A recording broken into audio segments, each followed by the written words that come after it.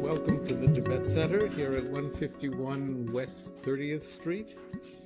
So we'll begin by reciting the prayer for the spreading of the teachings throughout the length and breadth of the West. By the force of the blessings of the non-fallacious three precious gems and of the truth of our pure selfless wishes, may the precious Buddha's teachings flourish and spread to the expanse of all areas throughout the length and breadth of the West. All people living there, together with their near ones, who have engaged in the teachings and have faith in them. May all conditions adverse to their practice of the pure Dharma be dispelled, and an excellent collection of favorable conditions increase like the waxing moon. And especially for those who work on methods to accomplish the flourishing and spreading of the victorious one's teachings, which is the source of benefit and happiness. May they never be oppressed by masses of interference and adverse conditions, and may this spontaneously happen just as we have hoped and wished. The Heart Sutra. Thus have I heard once. The Blessed One was dwelling in the royal domain of the Vulture Peak Mountain, together with a big gathering of great monks and great bodhisattvas. At that time, the Blessed One entered the Samadhi, which examines the Dharmas, called profound illumination. At the same time, noble Avalokiteshvara, the Bodhisattva Mahasattva, looking at the profound practice of transcendent knowledge, saw the five skandhas in their natural emptiness. Then, through the inspiration of the Buddha, the Venerable Shariputra said to Avalokiteshvara, "How should those noble ones learn who wish to follow the profound practice of transcendent knowledge?" And Avalokiteshvara answered, "Venerable Shariputra, whoever wishes to follow the profound practice of transcendent knowledge should look at it like this, seeing the five skandhas in their natural emptiness. Form is empty, emptiness itself is form. Emptiness is not separate from form. Form is not separate from emptiness. In the same way, feeling, discriminating awareness, compositional factors, and consciousness are empty. Thus, all the Dharmas are empty and have no characteristics. They are unborn and unceasing. They are not impure or pure. They neither decrease nor increase.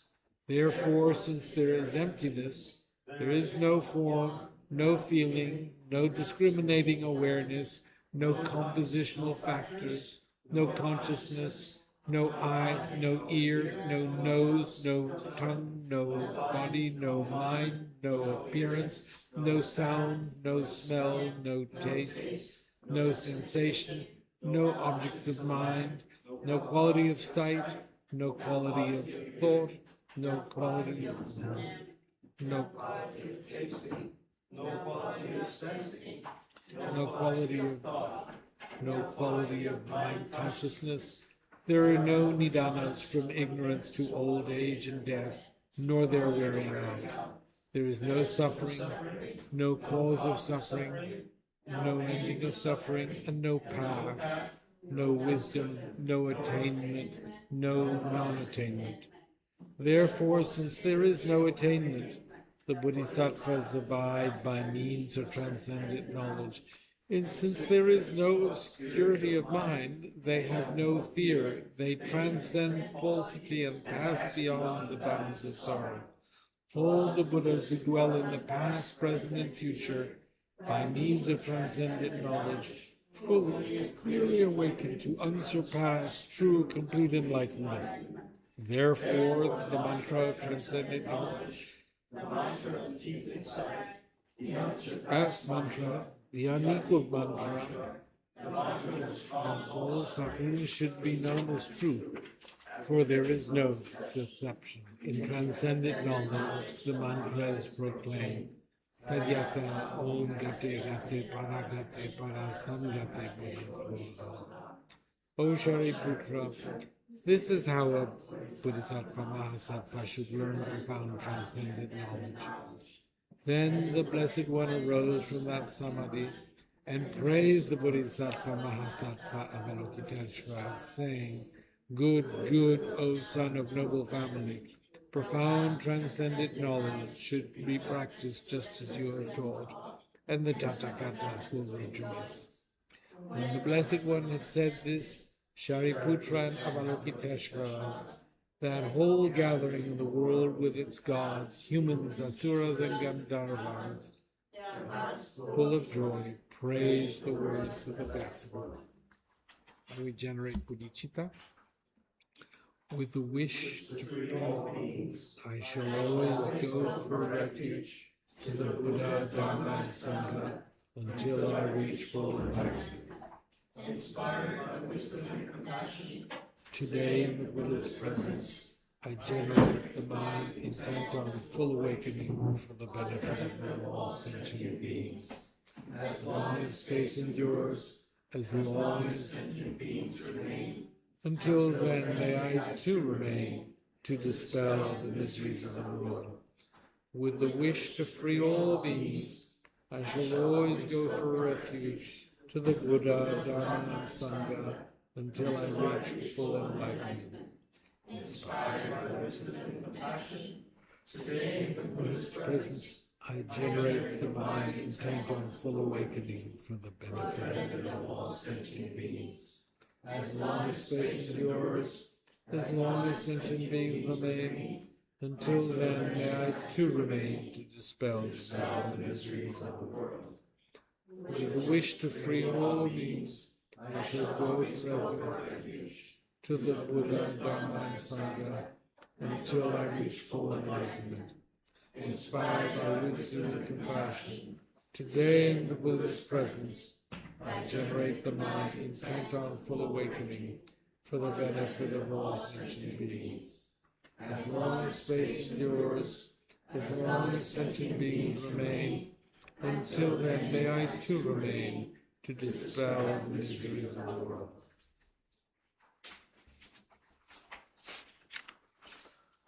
Okay. So we shall do the rosary of Om Mani Padme Hum.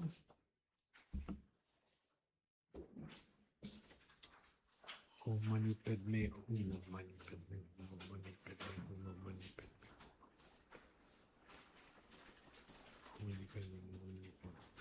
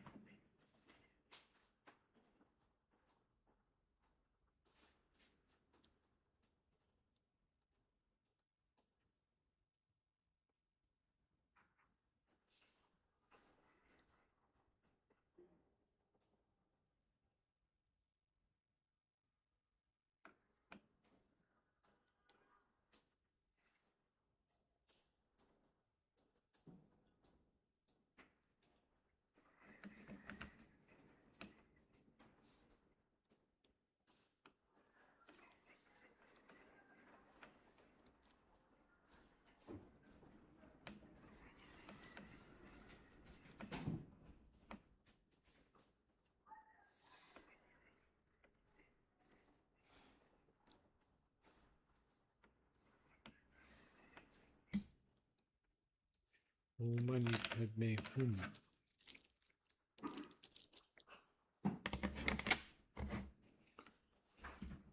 So we recited the Heart Sutra,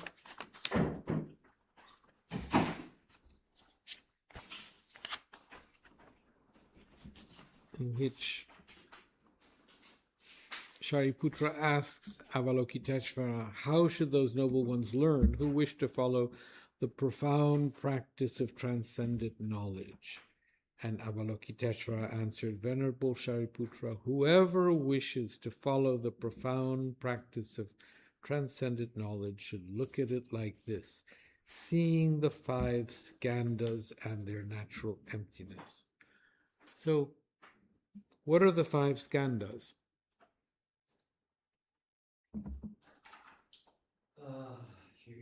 Form, feeling, conception, discrimination, consciousness. And what does it, so what are these? They are the 5 parts, aspects that make up a sentient being? For the mind, body also, feeling, form, feeling, the mind and body. Compositional factors. So it is these 5 parts. If we think about what we are made up of, we are made up of our physical being, and then there are in terms of the mental aspects, there are feelings, and then there are the ability to discriminate between this and that. Yes? And then, what are compositional factors?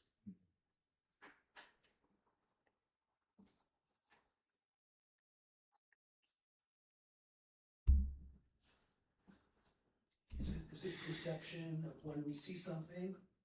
Compositional fact, I see this chair. My mind had to process that this is a chair. So discriminating between chair and non-chair, that's discrimination. It's also the facility of the mind processing in its hard drive or its computer chip.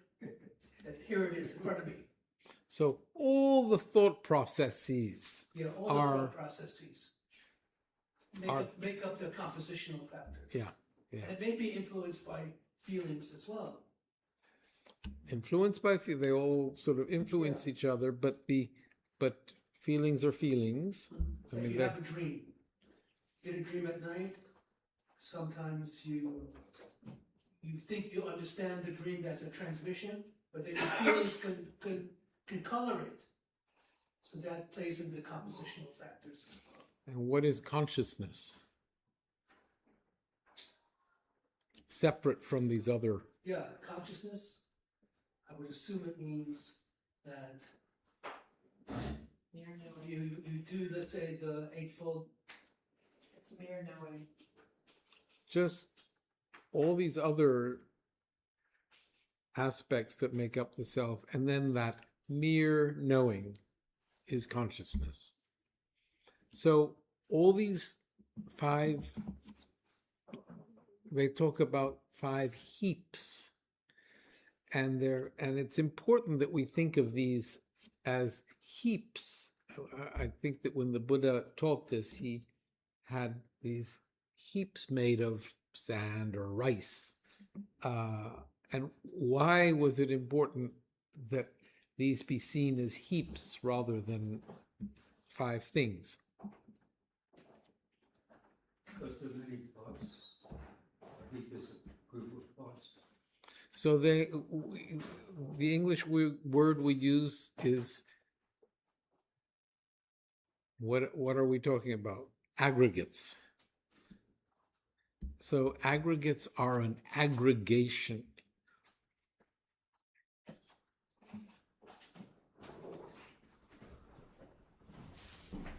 So we are, and each heap or each aggregate is an aggregation of a lot of parts. So that we have the 5 parts, and then each part is made up of a bunch of parts, and those parts are made up of parts, and those parts are made up of parts, and there's no beginning to this. So what's the self, which is made up of all these different parts? You have all these parts. So is the self the owner of these parts? He laughs. Looks that way. Do I own my Not aggregates? necessarily, you lease it. You lease it, all right? Lease to buy. What? Lease to buy. Lease to buy, okay? So long-term planning towards eventually owning. But in the meantime, do we own? I think it's more like they own. Ah, so the aggregates own me?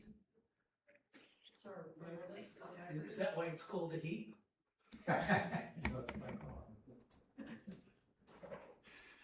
So, what is this line? Seeing the five skandhas or aggregates and their natural emptiness. What is this emptiness that we're meant to see in respect to the aggregates?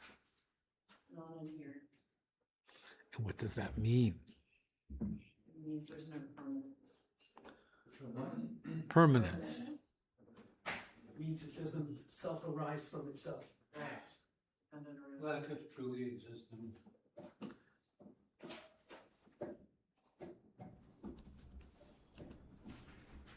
So emptiness is lack of true existence. What does true exist? What do you mean, Michael? What is true existence? My watch truly exists. I have no doubt about it.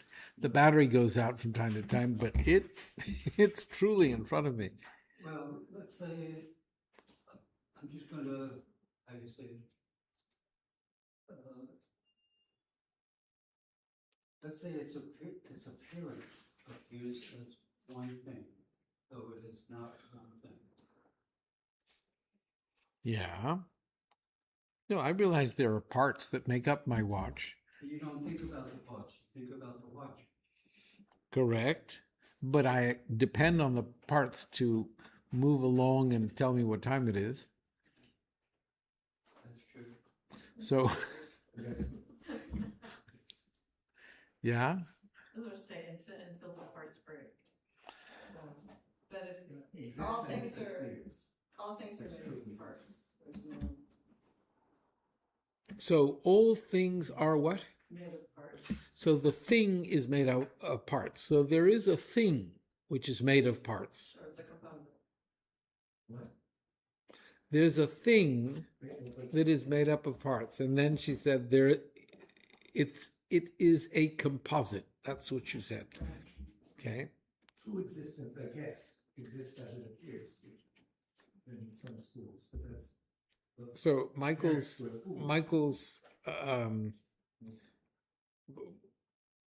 you said that things don't truly exist. So true existence, Tony is giving a definition to. Exist as it appears. So it doesn't exist as it appears. True existence would be existing as it appears, and non-true existence is not existing as it appears. Yes? Okay, it appears as a watch. And it works as a watch. It functions as a watch. So why are we dwelling on this?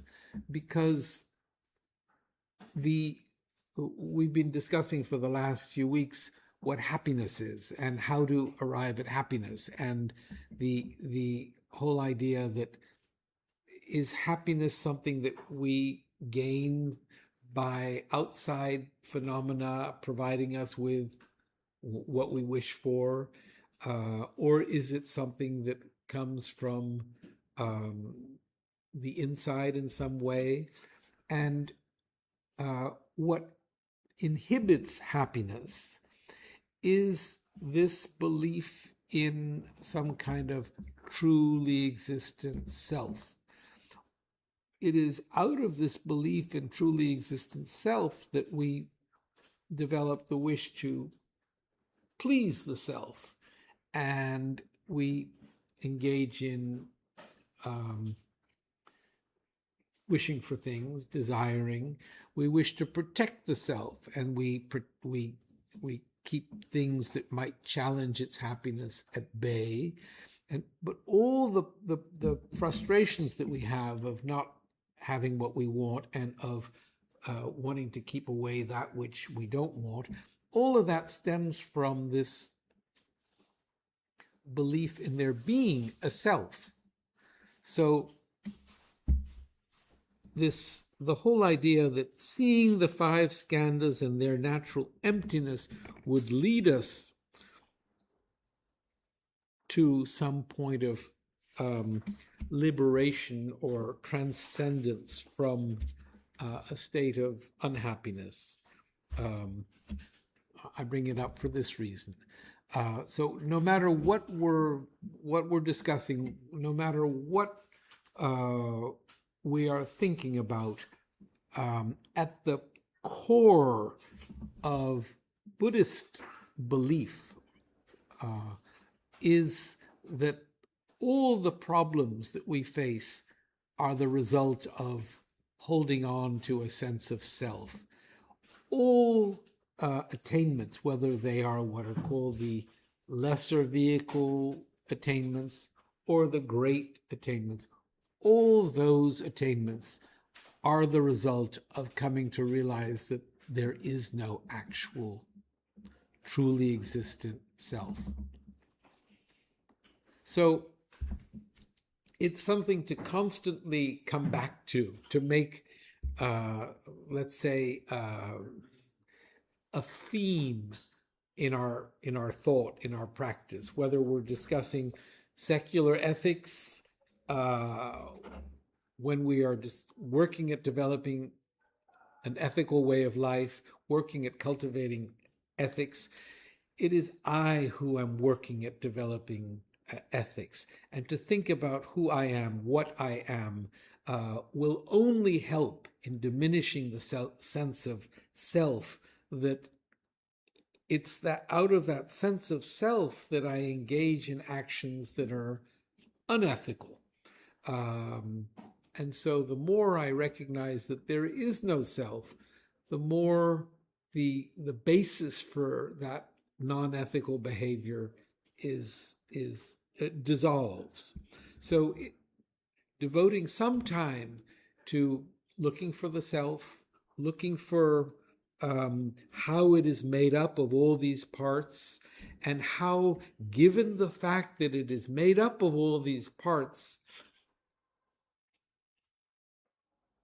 there can't actually be a possessor of these parts. There are only the parts. When we talk about the five skandhas, we aren't talking about six skandhas, the owner of the five skandhas.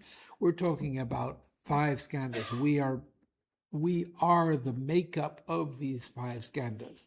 And there is no owner of the five skandhas. There are merely the five skandhas. Even consciousness, the mere knowing, that most subtle of the skandhas, of aggregates, it is not the possessor of the others. It is simply one aspect of the package of parts that make us up. One thing to think about is, how do I exist in respect to these five skandhas? Any thoughts? Yes. I think maybe it's possible to say, correct me if I'm wrong, that the five skandhas are part of the conventional reality.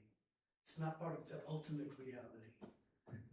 If we grasp the conventional reality, then we suffer.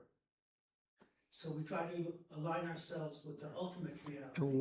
And who's the we aligning ourselves with the ultimate The person reality? that says, the person that can say, Tadyata om gate gate para gate para sam gate and para. going into that state of ultimate reality, that's the one. The guy who's reciting.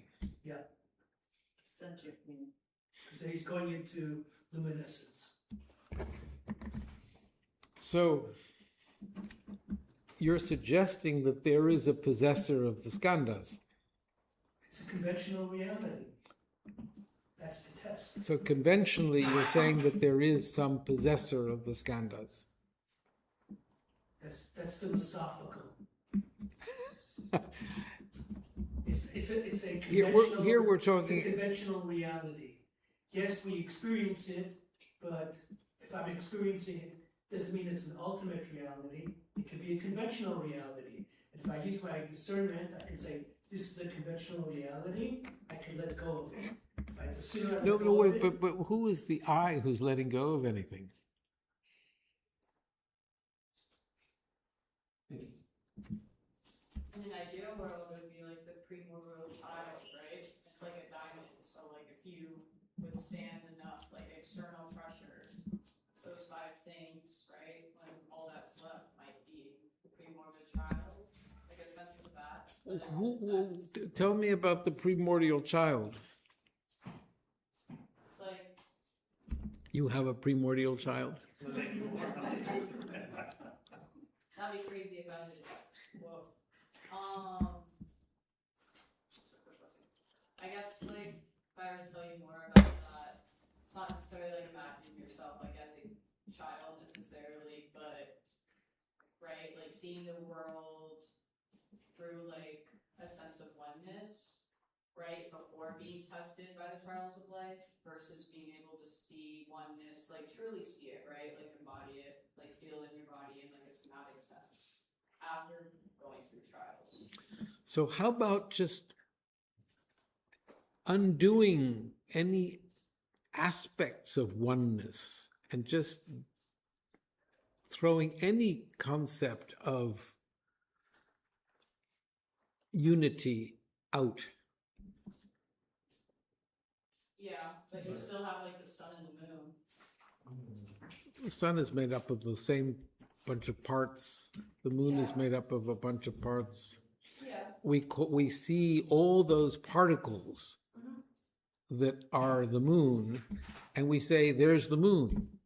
Yeah. And when we look with a telescope, we actually see parts, right? So is there a point where all those parts are an actual moon, or do they remain parts, which we simply name moon? I mean, they're atoms and matter at the end of the day for sure, just like us. But do they all get And I together and think say, they okay, need we to are have moon? energy too. I think it's still like a sense of like energy. Yes, but is there a point where all those aspects of what you call energy coagulate and become moon, or do they remain parts, which we simply look at and say, oh, moon? I mean, you would look up and just go sun and moon every day unless you're like a scientist at NASA studying like the matter and the rock of the moon and like what's going on with the sun right now. For sure. So let's be scientists and look at us. We're made up of these 5 aggregates. And are we the 5 aggregates, or are we just a bunch of parts, which... I mean, constant change, right? But I feel like there's still, that's why I brought up the concept in the beginning, because I feel like there's still like a core sense of self that remains, like the diamond. And the Is more there? you endure, I do. Even that sense of self, the sense of self of yesterday is gone. The sense of self of this morning is gone. I think there is. I agree with them. I think if you, Where did it come? it's like, I'm just saying that, like, it's from like something like I've learned through my own time and teachings, but it's like the diamond theory. And I think like that innocence and like like I said, like the metaphor before, but yeah, I guess I do believe there is like a sense that can only, but it's not something you have to like grow into it, right? It has to like awaken into you, I think, for you to be able to see it. So I'm interested when you say you grow into it, right? I'm interested in who the you is that grows into it. Well, I think it's more so just remaining. So, okay, you have like the things you shouldn't do in life, right? You have all the external circumstances that you just said, right? Try to like tempt us or urge us to kind of go against, right, like values or morale or secular like ethics. And I think the more that you're actually able to stick to yourself through such times and use that like as a compass, right? Despite what's going on externally, if you're able to have such a solid base that's actually built and aligned with like the values that we're practicing here, I think that can form a strong sense of self that, right? That's part of the journey. And then eventually you reach a point where, oh, there is no sense of self because you are one with like whatever, but however for you to establish that, you're still in a, like you said, you're still in a body. So you still have to carry yourself. But instead of arriving at a point where you say, No I am, destination. No destination. I think it's something internally.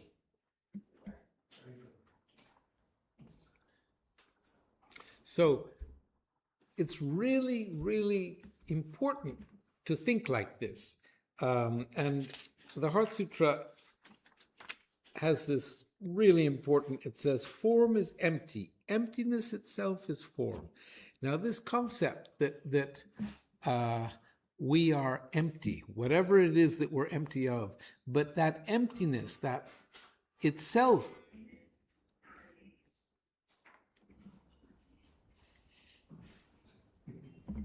did you have a little sense of self as you heard that?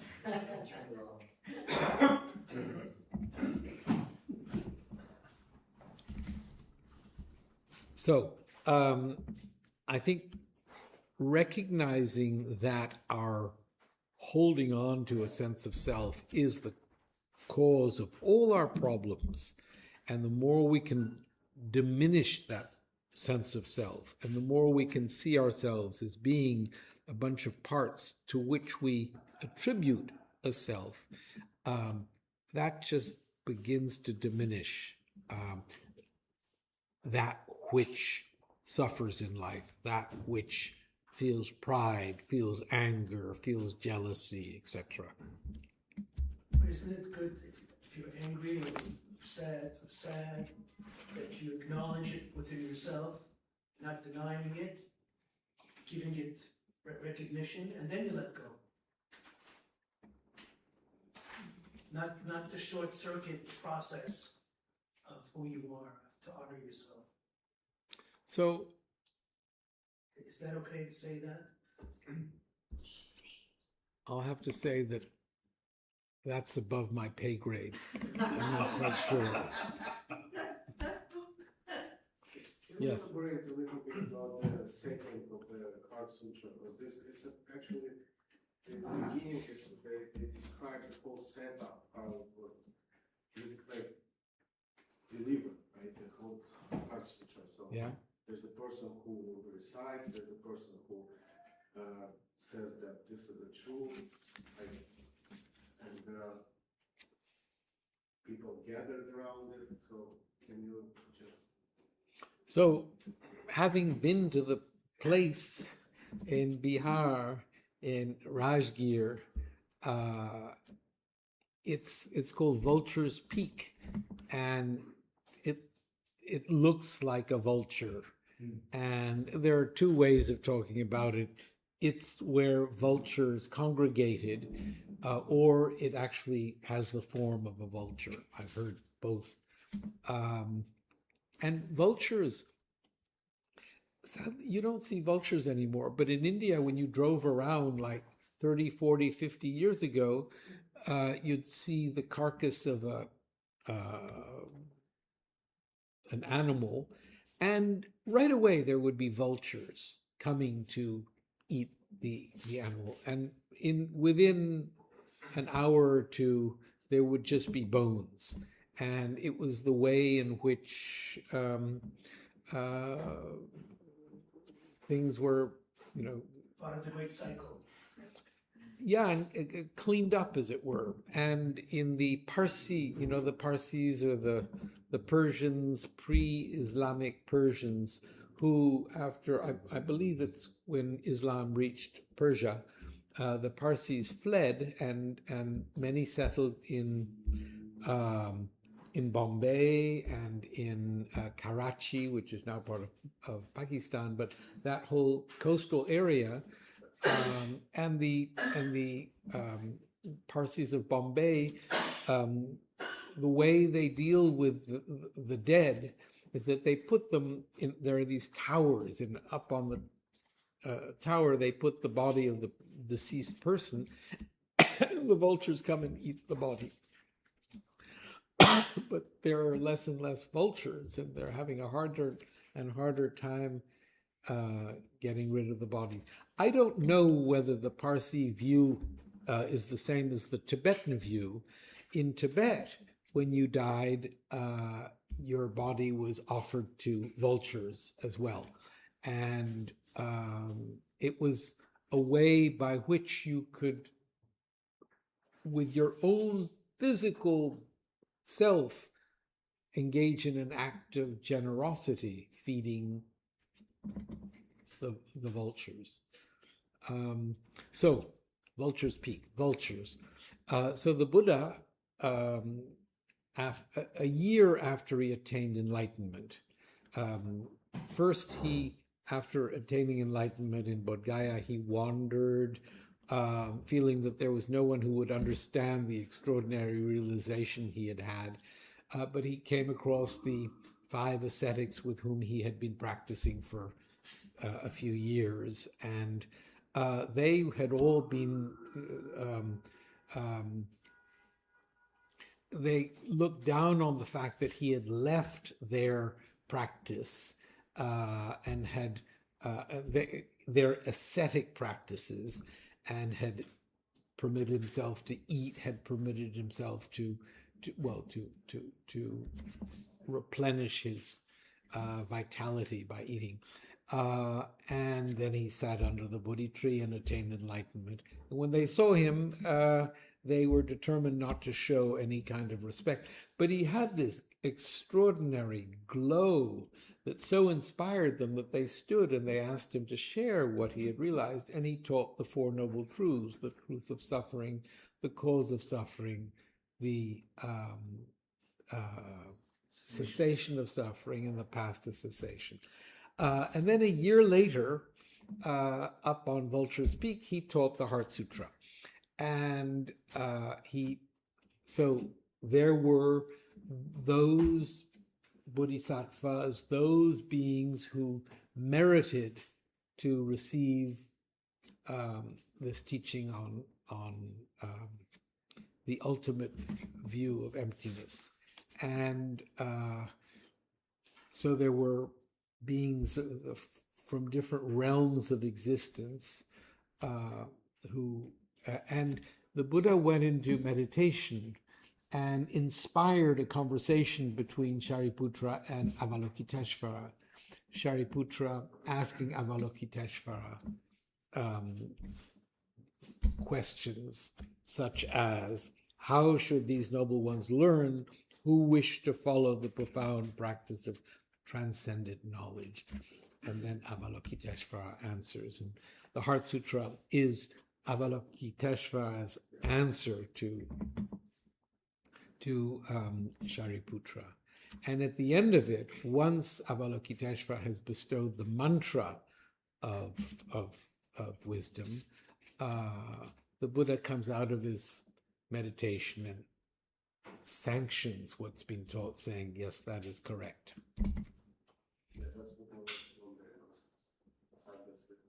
The certain words in the Heart Sutra, who says what?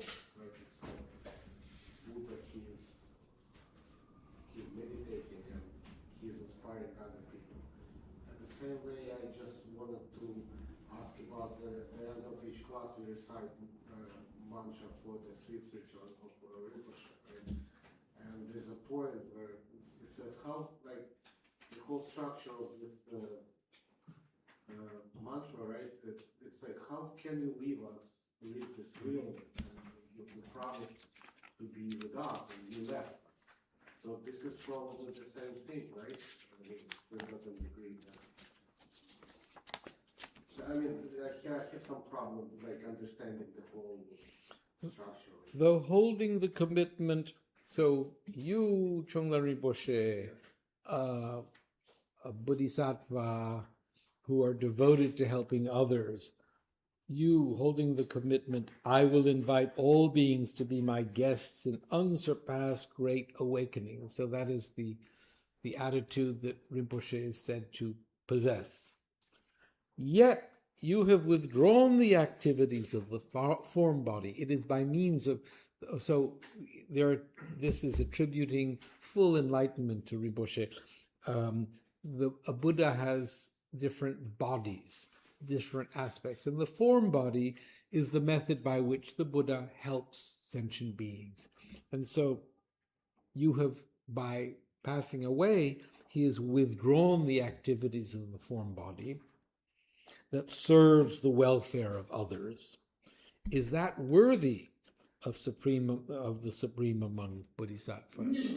And it's a way of saying, come on, come back to assume this responsibility that you've actually committed yourself to.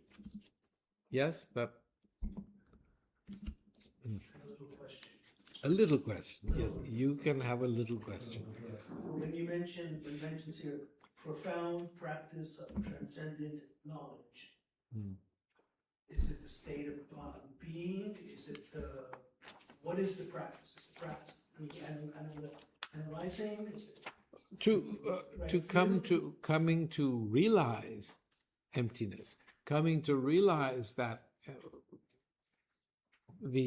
coming to realize emptiness to the point where you arrive at form is empty, emptiness is form. Thus, all dharmas are empty and have no characteristics. They are unborn and unceasing. They are not impure or pure. They neither decrease nor increase. Therefore, and so if you actually come to the point of seeing that a phenomenon is lacking in, if we were talking about the skandhas, the form, feeling, discrimination, compositional factors, and consciousness, the 5 parts that make us up. If we then start to look for the self among those parts, what will we find? We won't find anything.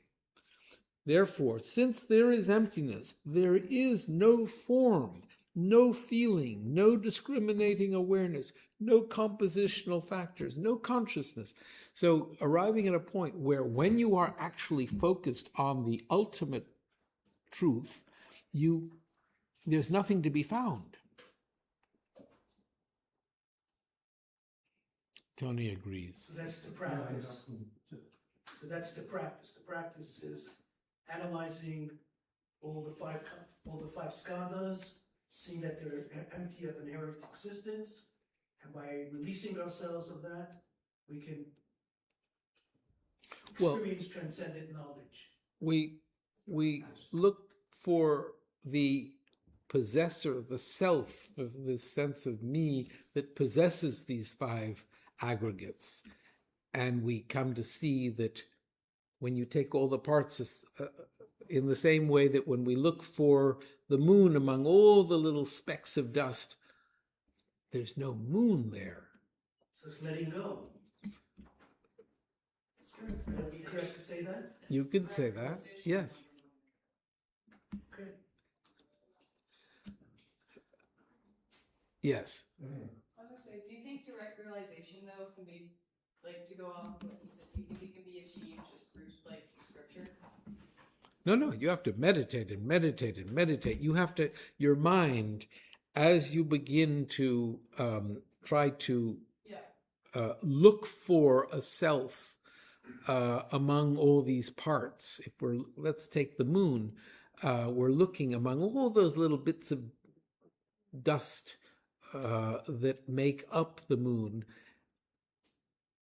If we have a mind that is able to remain focused on the fact that among all those parts, you won't find a moon, you're going to just find all those parts to which you attribute moonness. Yeah.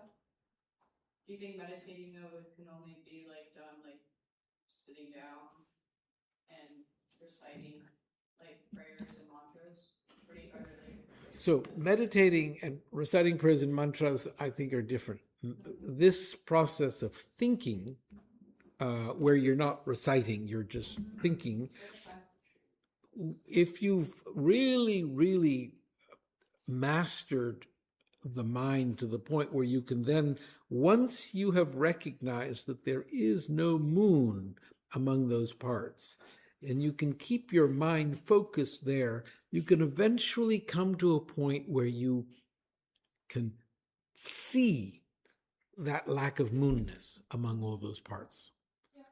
That you can only do through keeping the mind focused on that result of a sort of logical thought process. And the end goal would be maintaining that focus despite external circumstances.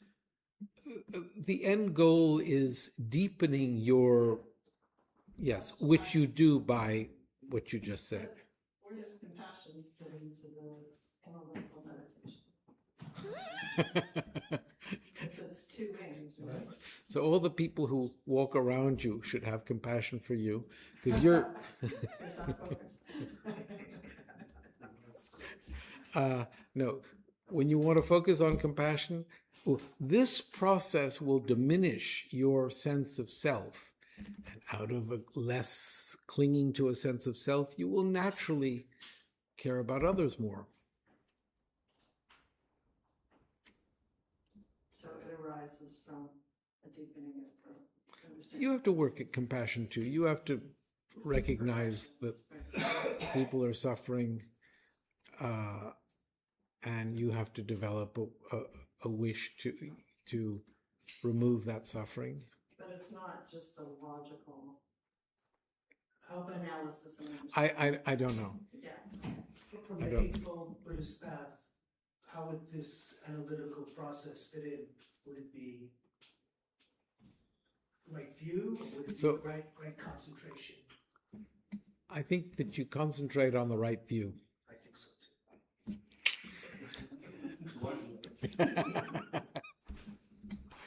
So I don't want you to think that this discussion is like this arbitrary.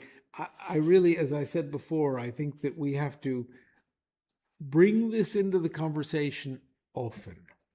Bring this into our actual lives often.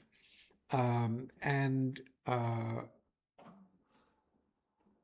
not just, think about the lack of moonness among the particles that make up the moon, but really think about the lack of me among all the parts that make me up, and begin to diminish the sort of solidity with which we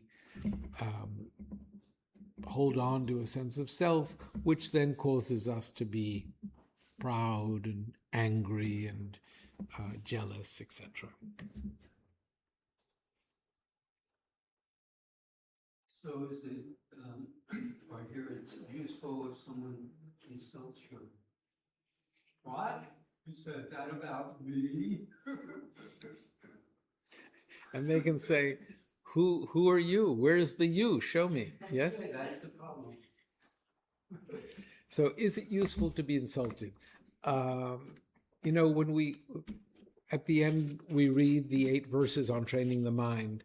And in those verses, if you really think about them, there are all these opportunities to view what we would in worldly, from a worldly point of view, think of as being unjust and unmerited and whatever, as opportunities to practice, as opportunities to develop patience, to develop tolerance.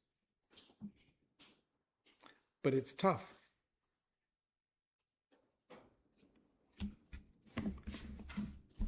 So,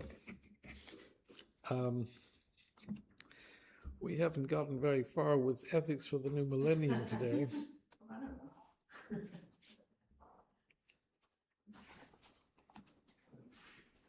But it's good because it's what we're talking about. The more we're thinking about that and diminishing our sense of self, the closer we are getting to generating that compassion you spoke of and acting in ethical ways. So, not too far off. So, devoting oneself to recognizing no self, as I said, the cause of all our unhappiness, all our difficulties, is this clinging to, believing in a sense of self. To develop compassion is something beyond that. Yes, you are removing the obstacle to compassion, but we also do have to work at recognizing that just as I wish to be happy, all others do too. Recognizing how dependent we are on others, recognizing that they are suffering the same way that we are, and out of that, having our hearts open and developing this wish to remove their suffering. That we have to work at that. That won't just happen naturally as a result of diminishing our sense of self. It will more easily arise as we diminish our self-grasping. But it is work as well. Yeah, definitely. I feel like but for me, it's when I am aware and can remember such teachings and things, I take these insults a little bit less. I not see clearly their suffering and all their causes and what they're going through, but enough to say, oh, you're suffering, you're acting this way because you think it'll make you happier and feel better. Let me not add to your heap if I can. Let me pause here, and then out of that I feel it's some compassion generating, but by no means any very advanced, like far as realization stuff. Just a little awareness is for now good enough.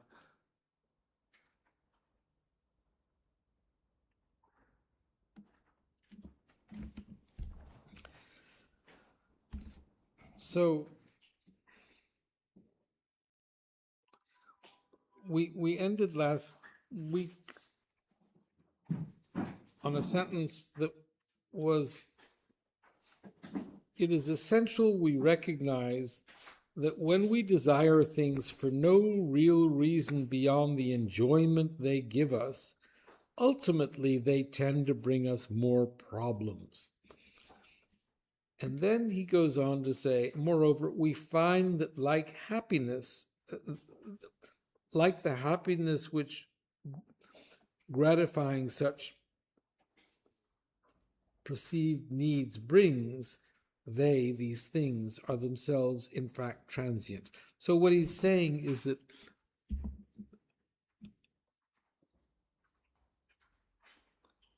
when we indulge our desire for things, that eventually brings us unhappiness. And the things that we desire are impermanent. And to remember that impermanent quality is really important, to attribute impermanence to things. I think that in our in this world, at this time when we are so when we have access to outer objects of desire with such far greater ease, things are far more accessible than ever before, to remember that those things that we wish for eventually cause us unhappiness. What's more, those things are impermanent. And what is impermanence? What does that mean? Things don't stay the way they're put together right now forever and ever and ever. But they're kind of around, but not in this composition. And in order for something to change, to not be the same forever and ever, things actually change moment by moment. For when you have a major mountain the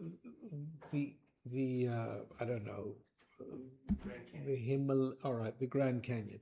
The Grand Canyon, that little trickle of water down at the bottom, that's however thousands and thousands of hundreds of thousands of years of that water just trickling through that just wore out all the every aspect of what we see is there's no permanence to any of it. All of it has come about as a result of a series of moments of existence, each moment causing the next moment, causing the next moment. So that's why happiness focuses on qualities like the 6 perfections, as opposed to the physical things that would bring you temporary. So are you saying that if we can make those things more permanent, they No, might actually serve to? I'm just saying that if, I'm just trying to think like how does the, dedicating merit every day to one of the 6 perfections, if that's like part of the practice, it's more important to do that than temporary ways that one may try to achieve happiness. That happiness is through these qualities which are not permanent or impermanent, but they're an aspect of getting to the end of the path. So he's saying here that happiness is derived from the degree to which we are not concerned with satisfying our own Right, needs, but others. Right. And that brings about true happiness. While if we work towards satisfying ourselves, we're setting ourselves up to be unhappy because those things that we satisfy ourselves with lead to unhappiness and are impermanent. Yeah? Is that? Yeah. But it's those different qualities, whether they be ethical qualities or perfection, generosity, choice, perseverance, whatever. It's striving towards those qualities as you're helping other people as opposed to focusing on yourself. Wait, you said that? I was just thinking that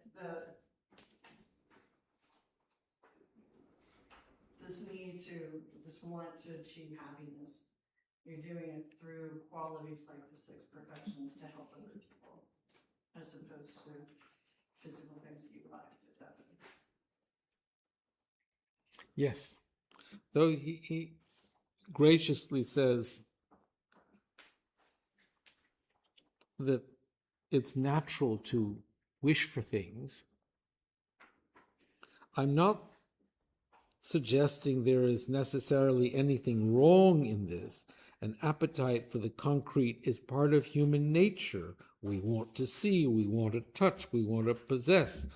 But as I suggested earlier, it is essential we recognize that when we desire things for no real reason beyond the enjoyment they give us, ultimately they then tend to bring us more problems. So I won't try to explain that. I'll let you think about it. Relative to your place in reality, if you're a housewife or a husband or a monk, you'll have different obligations, and within the obligations you define your parameter. That's why I made the metaphor earlier. It wasn't necessarily kind of like tied into what I was speaking to you about, but I like that, like the sun and the moon metaphor for that. I like to think about the sun will shine like every day, but it's not attached to the outcome. And can the rays like reach everybody, right, without discriminating? So that's like a metaphor I make for that. And the same with the moon, like same cycles. We show up every day, not attached to the outcome, stick to the same values. It's a metaphor that I personally maybe. But I think it's very useful to think of the moon, to think, is there, among all those parts of dust, is there a moon? I like that. Okay.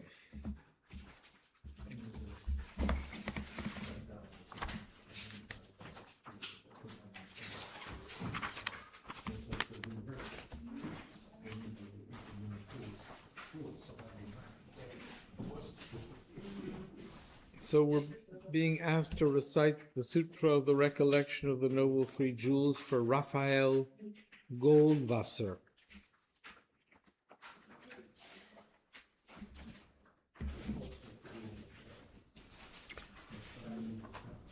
I prostrate to the Omniscient One. Thus the Buddha, Bhagavat, Tathagata, Arhat, Samyak Sambuddha, the learned and virtuous one, the Sugata, the knower of the world, the charioteer and tamer of beings, the unsurpassable one, the teacher of devas and humans, is the Buddha Bhagavat. The Tathagata is in accord with all merit.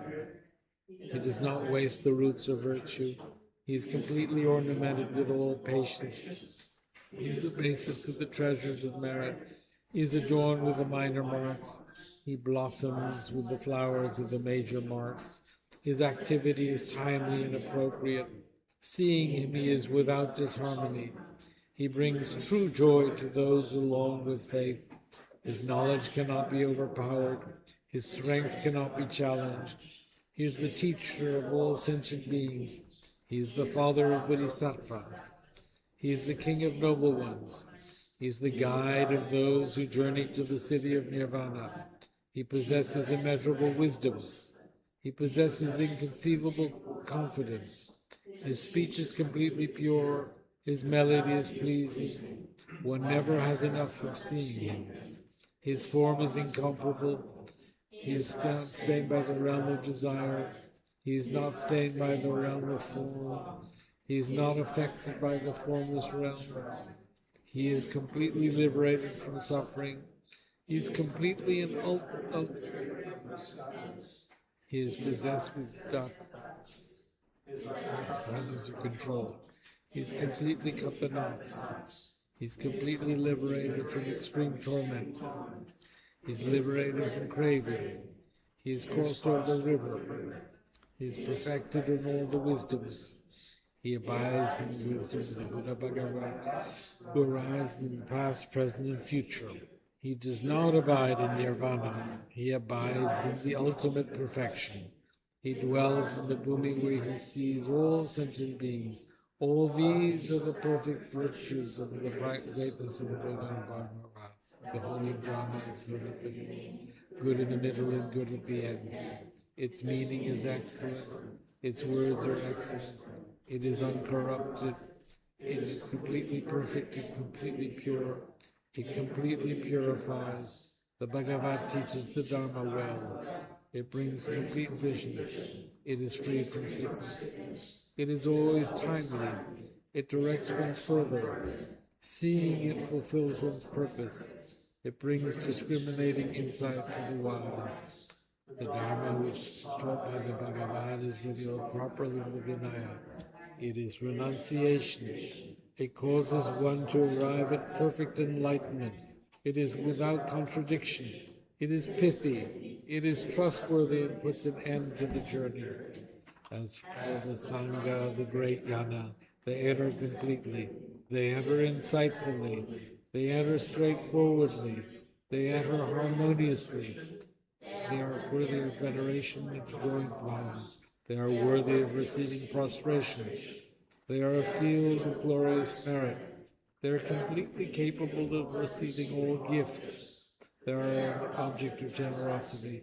They are a great object of complete generosity. The protector who possesses great kindness, the omniscient teacher, the basis of oceans of merit and virtue, I prostrate to the Tathagata. Pure, the cause of freedom from passion, virtuous, liberating from the lower realms, this alone is the supreme ultimate truth. I prostrate to the Dharma which is peace. Having been liberated, they show the path to liberation. They are fully dedicated to the disciplines. They are a holy field of merit and possess virtue. I prostrate to the Sangha. I prostrate to the Buddha, the leader. I prostrate to the Dharma, the protector. I prostrate to the Sangha, the community. I prostrate respectfully always to peace. The Buddha's virtues are inconceivable. The Dharma's virtues are inconceivable. The Sangha's virtues are inconceivable. Having faith in these inconceivables, Therefore, the fruitions are inconceivable. May they be born in a completely pure realm. Now, the 8 verses. So think about these 8 verses as being the opportunities to really put practice into practice. With the determination to accomplish the highest welfare of all sentient beings, who surpass even a wish-granting jewel, I will learn to hold them supremely dear. Whenever I associate with others, I will learn to think of myself as the lowest amongst all, and respectfully hold others to be supreme from the very depths of my heart. In all actions I will learn to search into my mind, and as soon as a disturbing emotion arises, endangering myself and others, I will firmly face and avert it. I will learn to cherish ill-natured beings and those oppressed by strong misdeeds and sufferings, as if I had found a precious treasure difficult to find. When others, out of jealousy, treat me badly, with abuse, slander, and so on, I will learn to take all loss and offer the victory to them. When the one whom I have benefited with great hope unreasonably hurts me very badly, I will learn to view that person as an excellent spiritual guide. In short, I will learn to offer to everyone without exception all help and happiness, directly and indirectly, and respectfully take upon myself all harm and suffering on others. I will learn to keep all these practices undefiled by the stains of the 8 world's concerns. My understanding of phenomena is like illusions. Prayer for the swift return. Exalted wisdom of all victories gathered in a drop, sole refuge manifest in the form of the one wearing saffron robes, Guru Lobsang Tuwang Doje Chang, please bear witness here today that our prayers may be fulfilled. We beseech the great torch of doctrine, accomplishing from long ago the vast ways of aspirational prayers, Lord of speech of victory teachings, spreading them to the ends of the earth by means of explanation and practice. Though holding the commitment, I will invite all beings to be my guests in unsurpassed great awakening. Yet you have withdrawn the activities of the form body that serves the welfare of others. Is that worthy of the supreme among beings, the Bodhisattvas? Though impossible for you till cyclic existence end to abandon your commitment to liberating beings, we beseech the new son of Nirmanakaya, to swiftly return from the realm of Dharmakaya, brought forth by the Bodhicitta drawn by 7 steeds. Having reached the far limits of scholarship, religious life, and goodness, please come swiftly as an unrivaled supreme emanation, full holder of the sage's teachings and wish-fulfilling jewel. Return the Venerable Tempe, magnificent truth of the 3 precious jewels, Mahakala, Karmayama, and Srimati Devi, and the ocean of Dharma protectors. May you spontaneously fulfill our wish, the swift blossoming of the reincarnation's moon and moonlight purpose.